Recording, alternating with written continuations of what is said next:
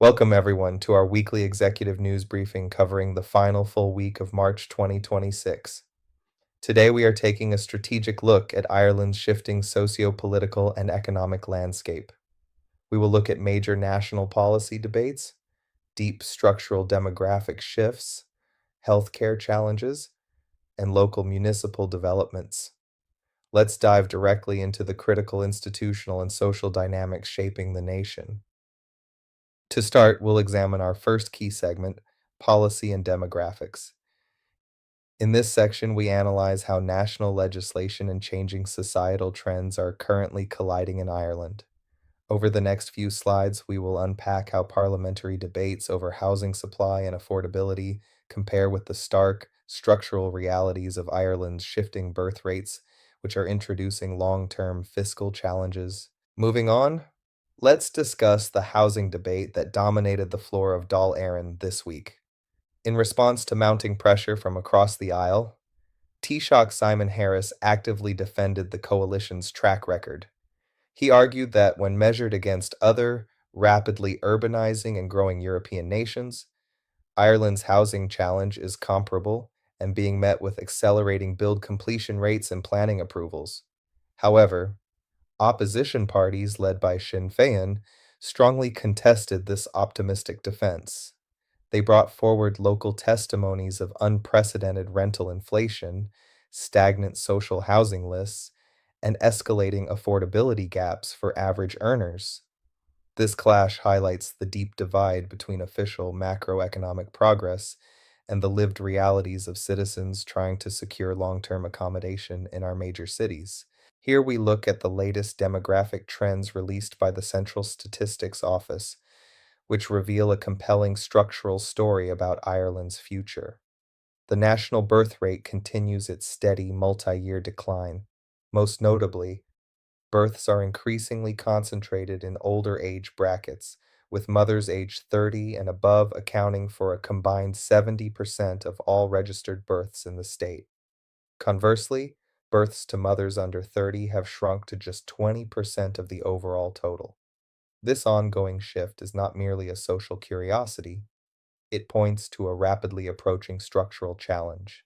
Fewer births today mean a shrinking domestic base of future taxpayers, which will inevitably place unprecedented strain on public pension systems, elder care infrastructure, and the long-term national labor force. Now we look at an area within specialized public health services, specifically gender healthcare backlogs. Reports highlighted that the National Gender Service now has a projected wait time of nearly 18 years for new patients. This timeline stems from a severe clinical mismatch. The service receives more than 600 new referrals annually, but is only resourced to assess roughly 150 patients. This massive bottleneck comes with some criticism from human rights advocacy groups and clinical watchdogs alike. There is a growing consensus that the current centralized model under the HSE is failing to scale, prompting urgent demands to decentralize patient pathways into regional GP-led networks. Let's look at institutional governance and public spending at Ireland's national broadcaster, RTE. Public and political scrutiny intensified following the disclosure of a €277,000 annual wardrobe and costume budget. While professional costuming is a standard operational expense for television production, the scale of this spend has reignited intense debates surrounding public sector accountability. This news comes at a highly sensitive time as the coalition government attempts to finalize license fee models and broader financial reforms. Opposition TDs are demanding immediate, strict auditing oversight to rebuild public trust before any further taxpayer funds are committed to the broadcaster. Next, a poignant local government issue, the stalled regeneration of Dolphin House Flats in Dublin.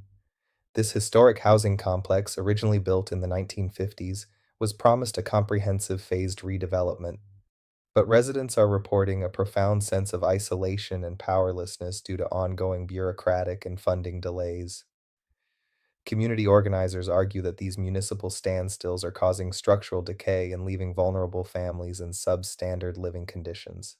The situation illustrates a critical friction point in Irish society today, where high-level policy declarations about urban regeneration struggle to translate into concrete action and improved quality of life on the ground. To conclude, we have analyzed a week defined by deep systemic tensions across Ireland, from political clashes over housing in the Dáil to CSO data warning of demographic declines. We see a country grappling with the pressures of growth. Simultaneously, the historic waitlists in the healthcare system and governance questions at RTE highlight a pressing need for institutional reform. Finally, the Dolphin House delays show how these macro level issues directly impact local communities. I will now open the floor to address any of your questions and hear your thoughts on these critical developments. Thank you.